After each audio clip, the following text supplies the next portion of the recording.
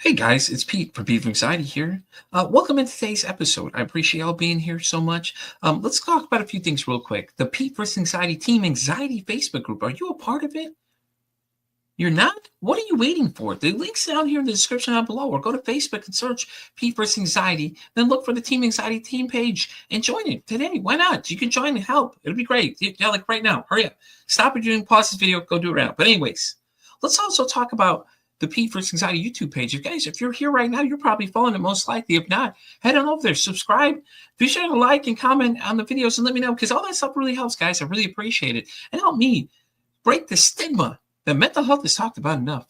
But anyways, guys, let's get in today's episode. I'll have a great one. Thank you so much again. And as I always say, don't ask how your day is. Ask how your mental health is today. Guys, welcome to an exciting episode of Pete vs. Anxiety. My guest today is a nutritionist and a yoga teacher helping others build healthy relationships with their body, food, movement, and specialize in nutrition and eating disorders. Please welcome the host of Health My Friend, Abby Mallard. How you doing? Hey, I'm doing well. How about you, Pete? Not too bad. So why don't you tell everybody a little more about yourself? So what got you into eating disorders? Yeah, so I actually struggled with an eating disorder when I was younger, for about 5 years. Started struggling when I was around 13.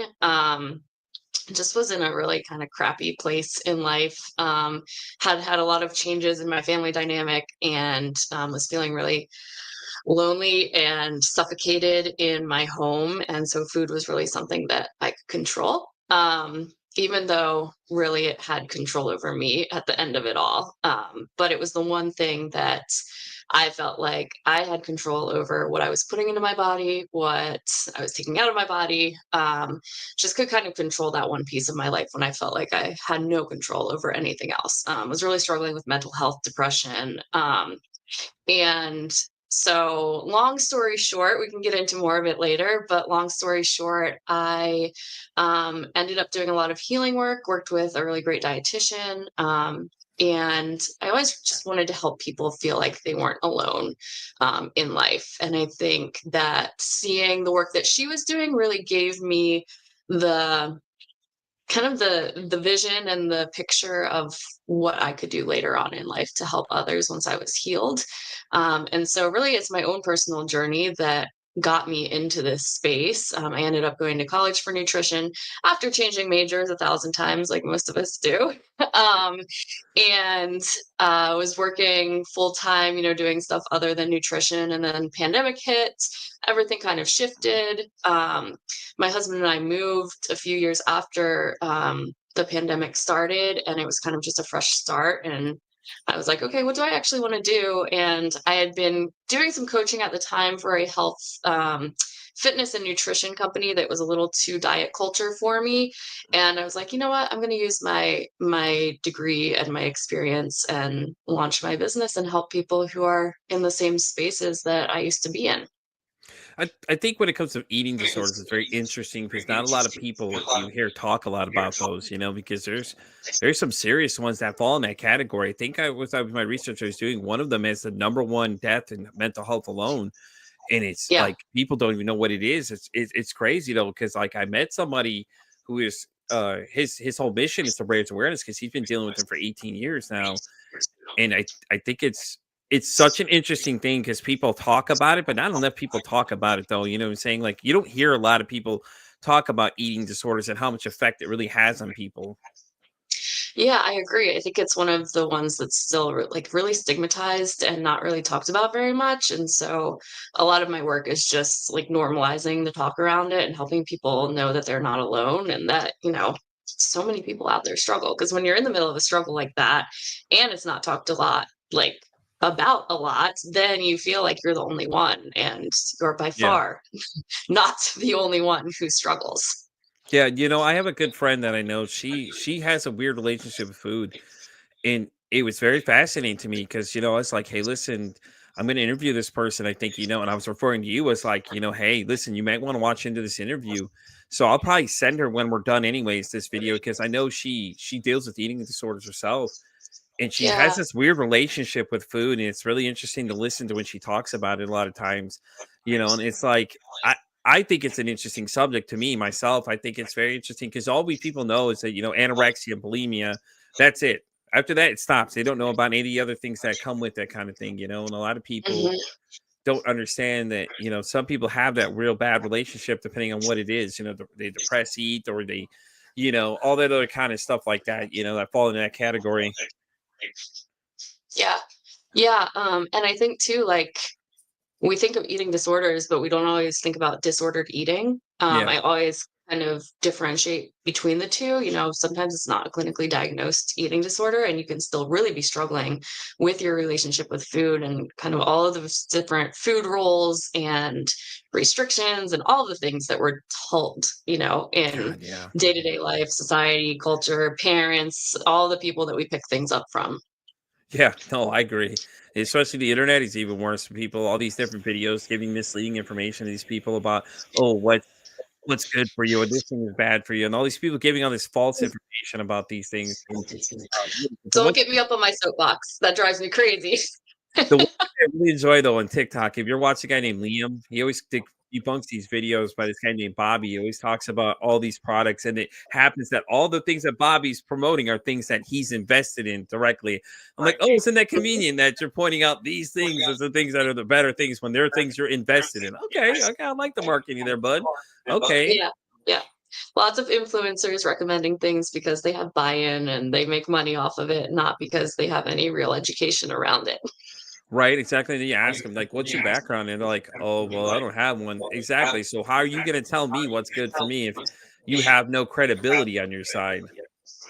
Yeah, yeah, it's hard because so many people, that's what they go by. They are on social media all the time. They see all these people with, a million followers or whatever, and so they think, "Oh, this is credible," where in reality, it's Yeah. not necessarily. And every single person's body is different. So if it works for some, one person, it might not work for you.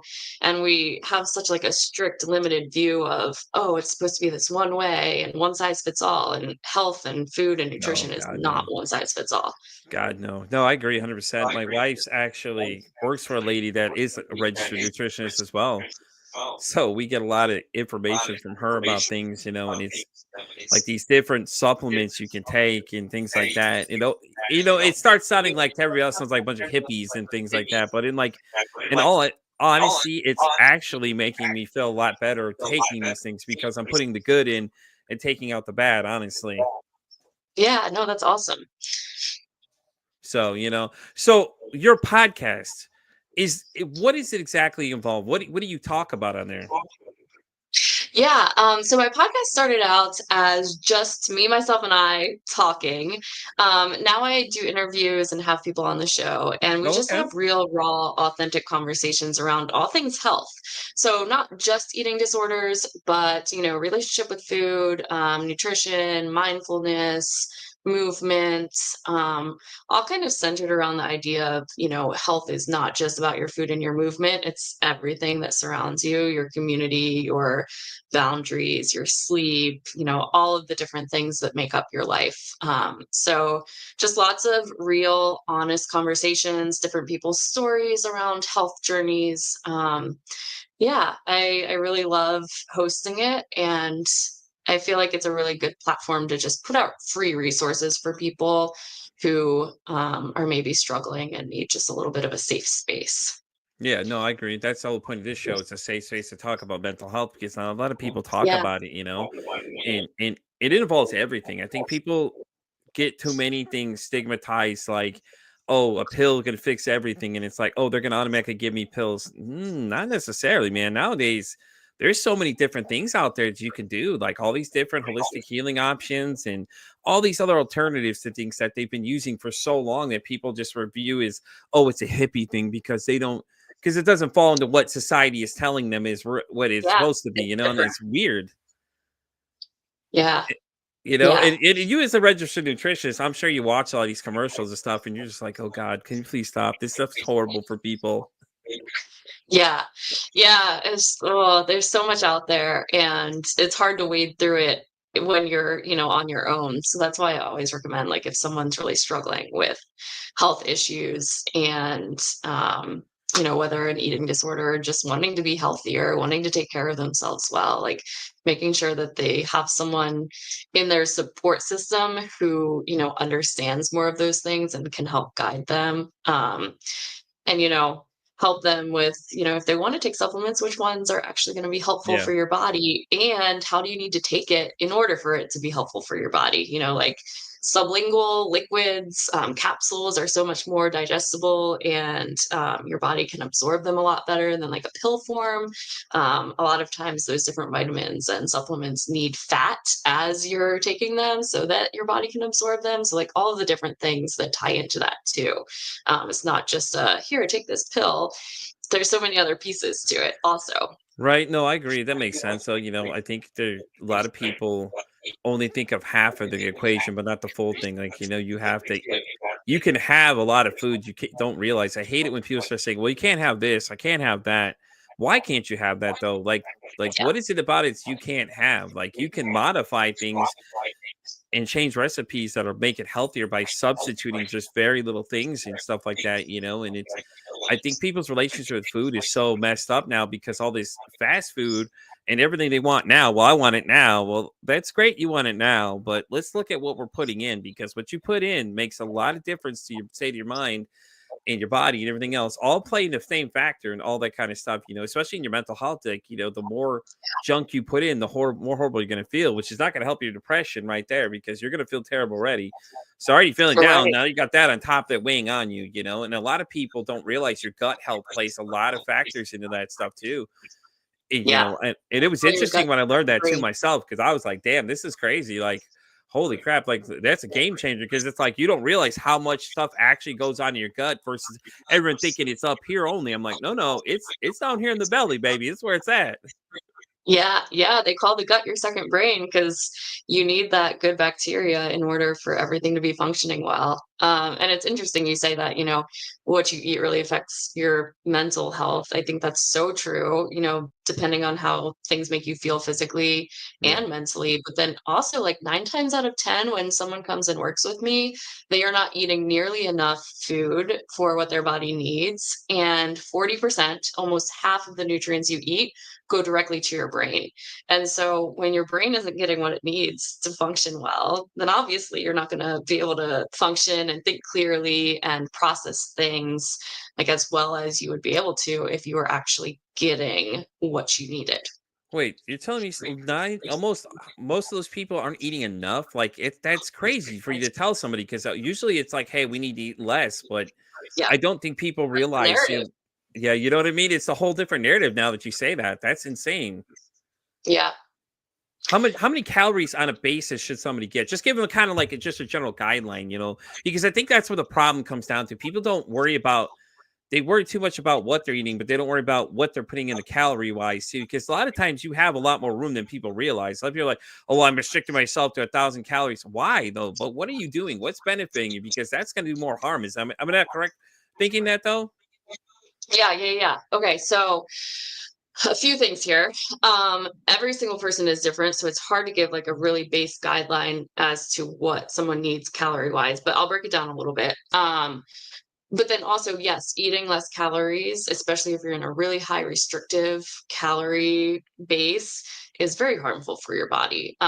Your body needs food and nutrients in order to function well. That's what keeps your system functioning, keeps your organs alive. And when you're not getting what you need, then your body starts to pull on the reserves to help your body function well and like overtaxes different pieces of your body. And so you end up with, different health issues because you're not getting what you need. Um, and then also just the narrative around less calories. A lot of times that's for weight loss, right? Like people are a lot of times trying to lose weight or change body composition or whatever that may be. And so they think, okay, less calories. If you're eating too little calories of like compared to what your body actually needs, your body starts to go into starvation mode and it's trying to protect you. So it holds on to everything. So it holds on to the fat, it holds on to everything that you're eating. So instead of seeing weight loss, people who tend to eat really restrictively tend to not be able to lose weight because their body is like, oh no, what's happening?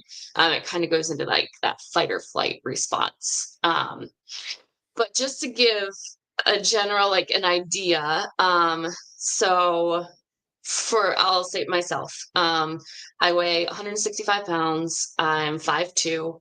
I'm pretty active. I work out 6 out of 7 days a week, like high activity level. I should be eating around 26 to 2,800 calories a day. Okay. Normally, when people come to me, they have this idea of, oh, like 1,200 calories, or, maybe 1,600 at the most. 1,200 calories is like what a child needs in order for their body to function properly. You need a lot more than that as an adult. So just as like a little bit of an idea for people, but that is a very common thing, is to just be eating a lot less than what your body needs. And even if you're getting, higher calories, sometimes you're not getting the nutrients that your body needs. Like there's a lot of different pieces to that.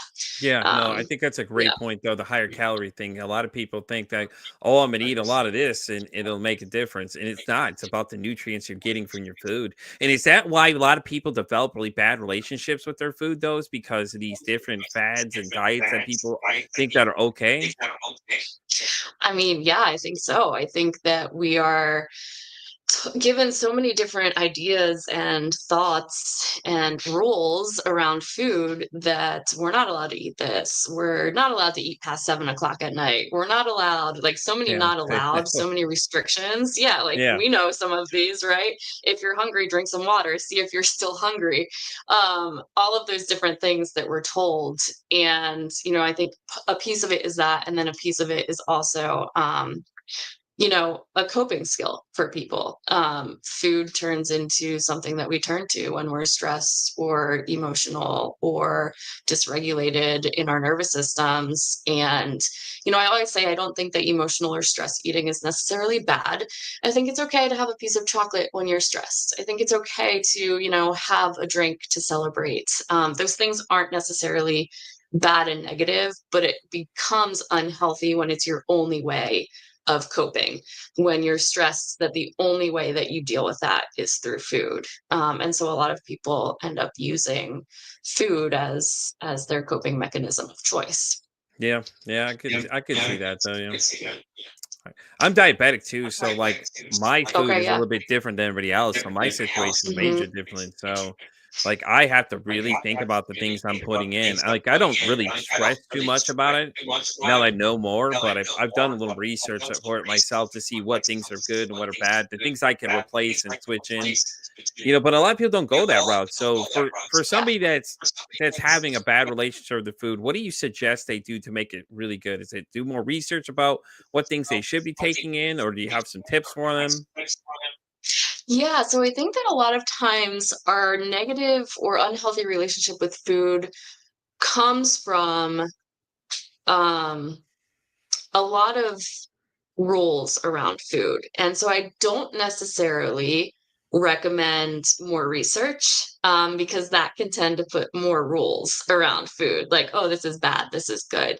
A lot of the work that I do with clients is to help them kind of take away those mindsets and those beliefs around food. But one of the main things that I have people work on when it comes to kind of rebuilding that healthy relationship with food is, rather than looking at food as, all of the different ways that people talk about it, like, oh, this is good for you, oh, this is bad for you, oh, you're supposed to eat this, or you're supposed to eat X amount of whatever, X amount of protein, X amount of Yeah. whole grains. Start to really pay attention to your body. So that's something that I have a lot of people work on, is instead of kind of looking at food as, okay, what's everyone else saying about it, start to listen to your body and notice what your body is saying about it. Because how my body responds to carbohydrates could be a lot different than how your body responds to carbohydrates. How my body responds to, food at 9 o'clock at night could be different than how your body responds to food at 9 o'clock at night. So kind of a little bit more of that body awareness of, okay, instead of, oh, I'm not supposed to eat that burger because Sally told me I'm not supposed to eat the burger. Like, okay, That I damn ate the Sally, stop burger. ruining my burgers. I Okay. know, damn Sally. Okay, I ate the burger. How does my body feel? Do I feel Yeah. energetic? Do I feel lethargic? Do I feel Yeah. good in my stomach or is my stomach upset? Noticing those different things so that you start to build the food that is helpful for your body rather than what everyone else is saying. Another little trick and tip is to start listening and being aware of hunger and fullness cues. So, like a lot of people who are struggling with an eating disorder or who have kind of a disordered relationship with food, they can start to not really pay attention to those hunger cues in their body. And also not really recognize fullness cues. And so something that I have people work through, especially if someone is stuck in a cycle of like eating in the morning and then not eating again till evening, or eating very like small, not very frequent meals throughout the day, helping them start to consistently eat every 3 to 4 hours, like a good rounded out snack or meal with different food groups, a decent amount of protein, kind of refeeding their bodies and getting their bodies used to kind of the normal pattern of food can then start to pull in some of those hunger cues again, can help their bodies be like, oh yeah, this is what we're supposed to be doing. And oh, you didn't feed me and it's been 6 hours. What are we doing? We're hungry. Like Yeah. kind of helping your body to recognize those things again. And yeah, just starting to pay a little bit more attention and also knowing that like hunger cues are not just your stomach growling. We think about that a lot, like, oh, my stomach is growling, I'm hungry. It can show up in so many different ways, like I'm tired, I can't think clearly, I can't focus, I'm irritated, all of those different things. I'm anxious, I'm shaky. Like those are all triggers and Yeah. cues for hunger. Yeah. I know the trigger for me, like a lot of times, that if I get shaky means my sugars are low. But I learned, like, being diabetic now to be a little more sense, just like you were saying, like, hey, make sure you're paying Mhm. attention what your body's saying. Because, like, I'll Yeah. notice certain things when I eat certain things. I'm always paying attention to how I react to it. Like, I'll have that occasional burger, but a lot of stuff I crave, like if I crave like fast food, my wife and I, we like to make it ourselves. So we'll go look and see, okay, what is it I want? All right. I want this. All right. So what can I do to make it that I can make it myself? That way I don't have to worry about somebody else putting all this other crap into it besides what I put into it. Yeah, for sure. You can do so much at home, to where it's not nearly as processed, not nearly as, all of the extra sodium and sugar and all of the Yeah. things added. Have you looked at some of the labels? God damn, dude. Like, it's Oh my horrible gosh. reading some of these things. Like, you're looking at them. And I did this experimental diet. It was the one where it was the 500 calorie one where they kept you under like a complete observation when they did it. And I was really reading labels and I'm looking at some of the stuff I used to eat. And I'm just like, wow, the crap I was putting in at the calorie counts that were coming in was just insane. Especially those Yeah. grandma cookies were my weakness. Like, I loved those things. They're so good, but it's like you're looking at them, you're like, "Ooh, never mind. How about not? That's insane." Yeah. Yeah. And it's horrible because it's like, damn, just read a label for 5 minutes and see what's in there. If you can't make out half the ingredients, it's probably not a great idea to eat that. Yeah, yeah. Or not very frequently, like every once in a while, Or sure, make it but like a maybe not treat your for main yourself, wouldn't staple. you say? Yeah, or make it like a little Yeah. treat for yourself, like every so often, get yourself something, it's okay to spoil yourself once in a while. Don't feel guilty Yeah. because if you have a little too many calories one day during the week, it's not going to hurt you the rest of the week. Just make sure, you try and keep on track a little bit. Yeah. Yeah. Yeah. I always say kind of like the 80-20 rule, moderation, Yeah. but Yeah. also giving yourself that space and compassion that it's not always going to be perfect and that's okay. Yeah, that too, and I think that's where I think people start panicking. It's like they get these diets and then they freak out. They don't keep to the diet. They're like, "Oh God, I didn't keep to it." I'm like, "It's okay. You can cheat once in a while. A little extra Yeah. something isn't going to kill you." It's a very all or nothing mindset out there a lot of times Oh of, my God, yes. oh, I fucked up. I ate the cookie. Now I'm just gonna stop altogether, like because I blew it.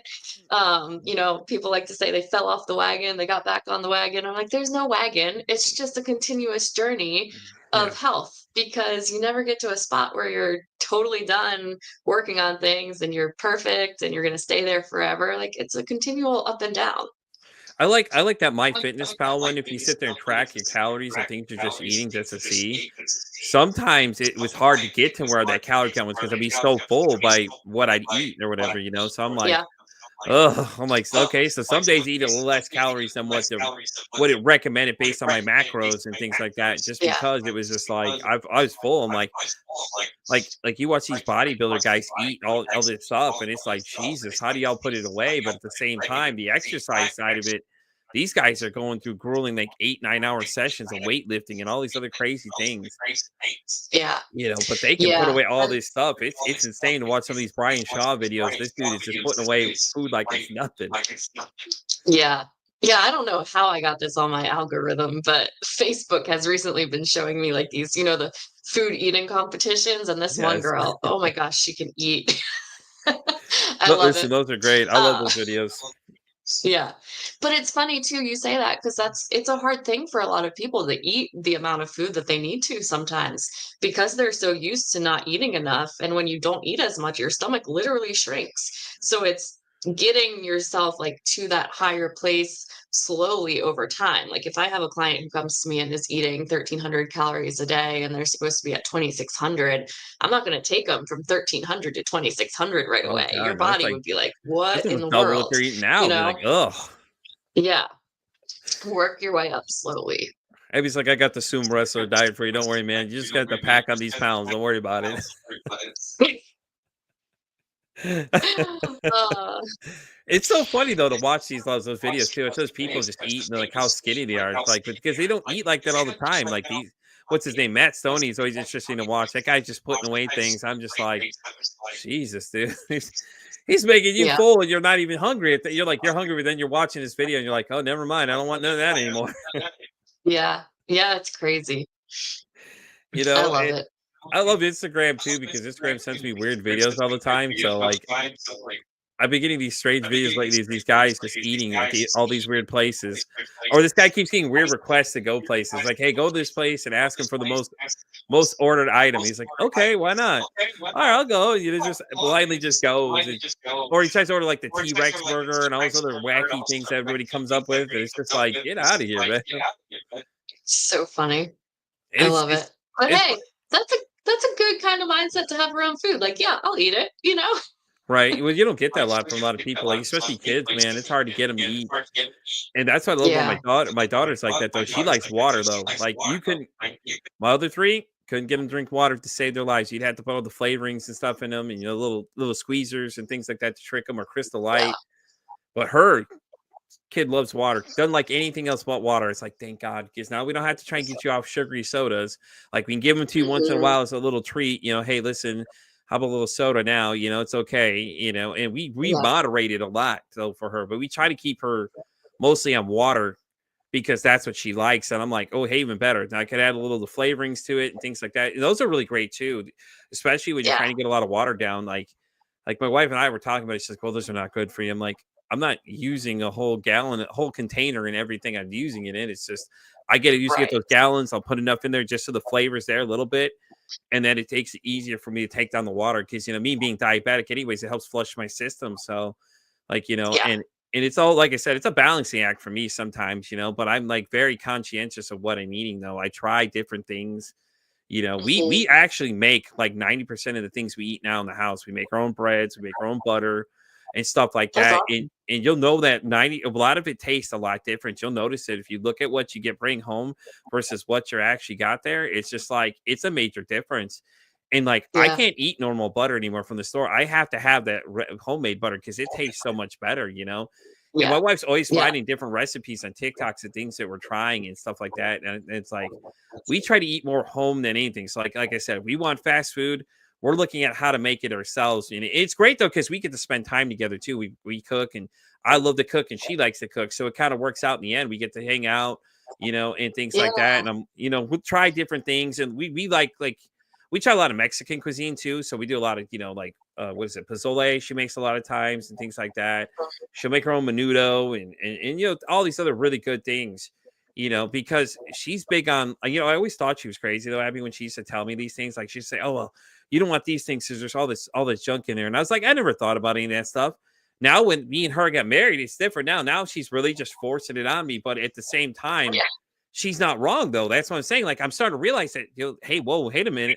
I gave her a hard time about this. Thought she was a little going off the wheels a little bit, but it makes sense though if you really look at what Yeah. you're eating and break it down to like all this extra crap they add in there. You can make a lot of this stuff at home on your own, and it doesn't take that long to make it, honestly. Yeah, I love that, and a good bonding experience. My husband and I do that a lot too, where we cook together, and it's just it's a good kind of unwind from the workday too, honestly. If you have a good recipe to follow or you have a plan, so it's not where you're, overstimulated and trying to make decisions after a long day. Right. It can be a fun experience. Yeah, it's a great time though. I really enjoy it. I think it's better to health wise for us because we can control Mhm, everything you're putting in there. So we were talking about earlier, we control the things that you put in there, and it's less of this processed crap and all this other stuff, and you put more natural things like we don't buy shredded cheese. We shred the cheese ourselves, because it's way different. You mhm, don't have that strange chemicals on there. Now I'll use shredded cheese when I am in a hurry.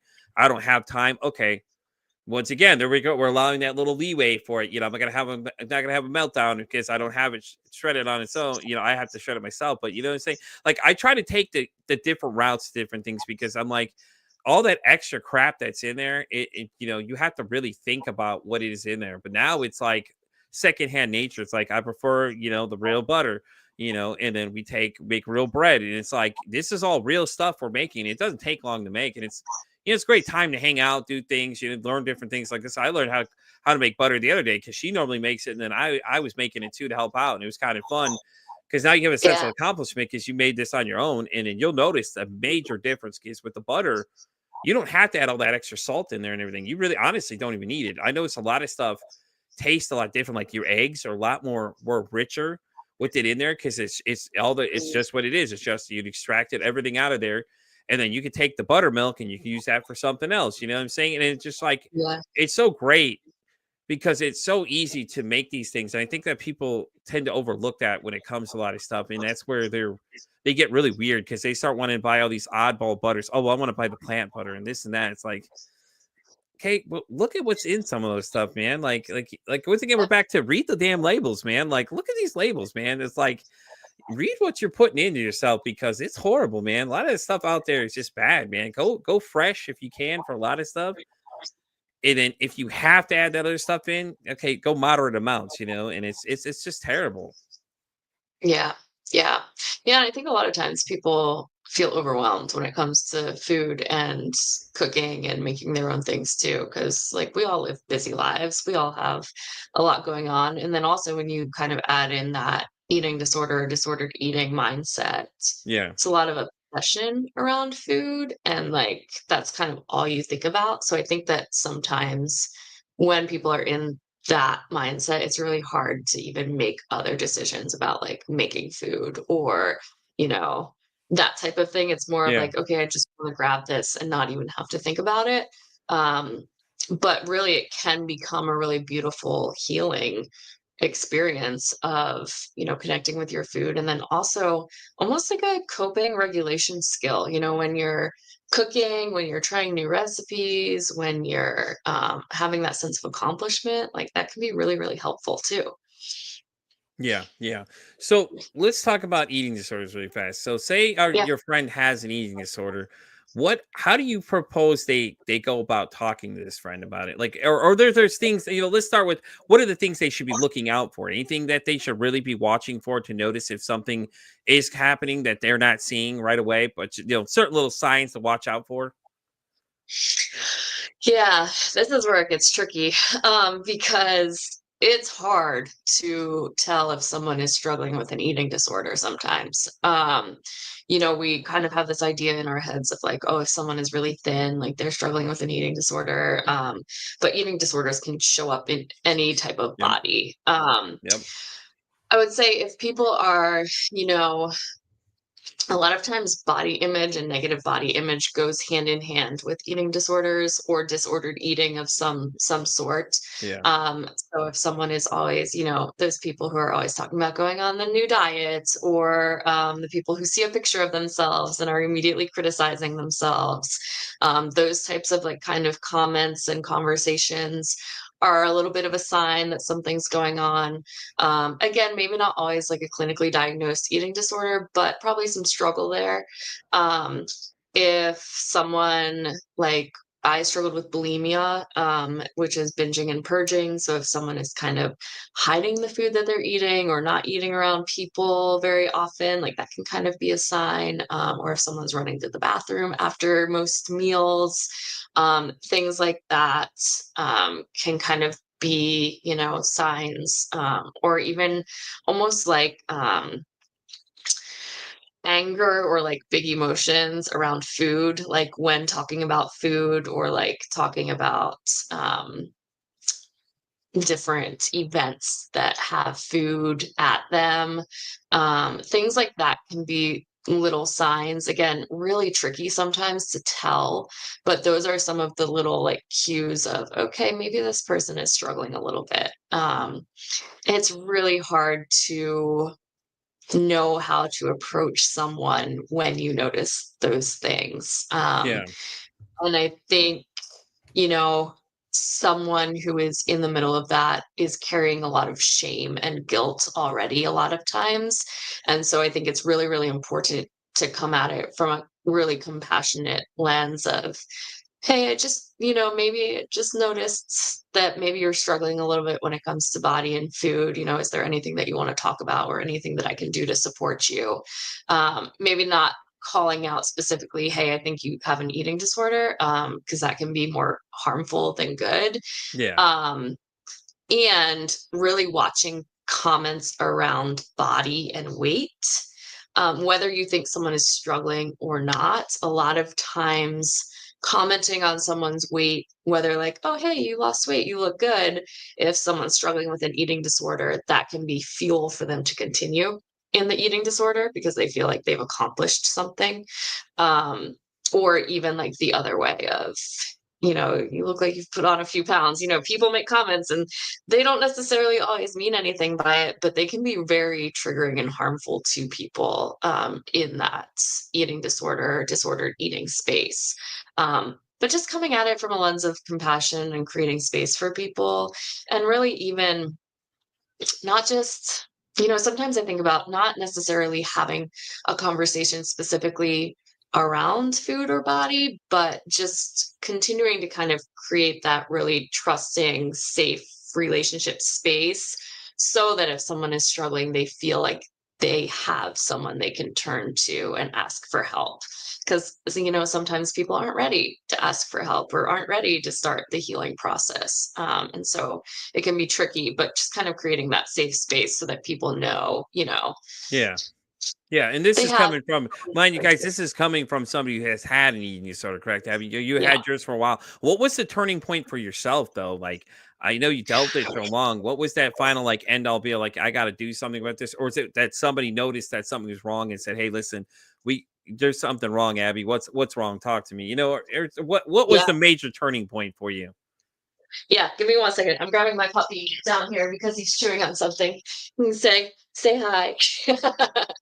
How's it um, going? yeah, I know. My little emotional support baby. So yeah, I hit it very well. Yeah, I There was part of me that, it was a control piece, but it was also a, if I'm not doing well enough, maybe someone will notice me piece. yeah, And no one in my family noticed. And I think that was very hard for me, but I got to a point where I just was so exhausted of always thinking about food, always struggling, always, hiding, feeling like I didn't have people in my life who really knew me and knew that what I was struggling with. yeah, And just got to a point, where I was really tired, but also I had, I had a couple people who I had told, like, outside of my family that were pushing for me to get help and to tell my family. So I think that that was very helpful. And I had a very scary incident physically that I think was kind of a trigger for me to ask for help. Um, I had I was walking down the stairs and I tripped and fell like down 2 stairs, not far at all. And I completely lost my vision. I didn't pass out. Oh, I was whoa. aware, I was alert, but I lost my vision. And I ended up going to the hospital in an ambulance. And my sodium levels were very, very low because of my eating disorder. And I think that combined with some people in my life who were, like, you need to get help, Yeah. um, that kind of pushed me to, like, okay, I can't keep living this way. Something needs to change. And I'm very, very grateful for that little Abby who asked for help. And I did it by writing my mom a letter and I hid it under her pillow. So, you do it in whatever way feels safe Right. and okay for you in that Right. moment. Yeah. All right, guys, we're going to start wrapping up here. I know Abby's got somewhere to be, but Abby, I have one last question for you. Okay. So this is something Yeah. I coined from a good friend of mine. She runs a podcast called The Shit That Goes On in Our Heads. The I question love it. is, if your mental health had a song, what would it be? Oh God, Yeah, I know it's that's a a good one. hard question. The last person to answer this question, she was in her 40s. She had to be older than me, probably in her 50s. Said it "Beat It" by Michael Jackson was hers. I said that's amazing. I love it. If my mental health were a song, what would it be? I know it's a great question. That's a really good question. I've never thought about this. Um, I didn't either until it was posed to me. Mine was "Leave the Light On, Talk a Dark Away" by Papa Roach. I It's those love it. days that are dark for me, and then the days that are when my anxiety's through the roof. I can't think. I gotta really look up the name of the band, but the Scott Pilgrim vs. the World, the opening intro, where it's just a constant stream of just complete chaos with the guitar strumming and things. I said that's my anxiety right there. Mm-hmm. I don't know, Pete. So you're gonna have to get I back don't to me on know. that I'll one have to then. think on that. I'll tell you, it's a good question. Like I told her already, I'm like, I messaged her yesterday. I was like, yeah, listen, by the way, I stole your question, by the way. I've been asking a lot of people this question and I've been recording what they say, and she's laughing at me. She goes, Yeah. but yeah, definitely. But as we get started ready to wrap up, do you want to let everybody know where they can find you? I have all everything listed below. Why don't you give them a quick shout out where to find you, your website, your Instagram, whatever hell, tell them to check out your podcast too. Definitely for sure that. Yeah, for sure. So my business name is Health My Friend. I keep it, that's where you can find me everywhere. Instagram, Health My Friend, that's my most active social platform. Follow me on there. I'll shoot you a message or message me. I'll respond. Even, if you just want to chat, my website is healthmyfriend.com. You can read a little bit more about what I do. Again, Instagram is a good place to kind of see a little bit more of my work. And then my podcast is Health My Friend, Spotify, Apple, wherever you find your podcasts. That's awesome. I So like it. yeah, I would love to, connect if you're struggling, or even if you just want to talk, need a little bit of a safe space, or come hang out. I'd be honored to have you in my little safe space, safe corner of the internet. Well, Abby, thank you so much for coming. This has been great. I enjoyed this so much. If you ever want to come back, let me know. We can definitely invite you to come back and hang out with us anytime. This has been great. And guys, you know Yeah, where to find me. I'm Pete for Anxiety and everything. I'm X down to TikTok. I'm Spotify down to iHeartRadio. And as I always say, it costs nothing, absolutely nothing to be kind to somebody. One kind act you could do can save someone's life, or hell, you can make their day. I'm Pete for Anxiety. I'm signing off saying, hey, don't ask how your day is today. Say, hey, how's your mental health today?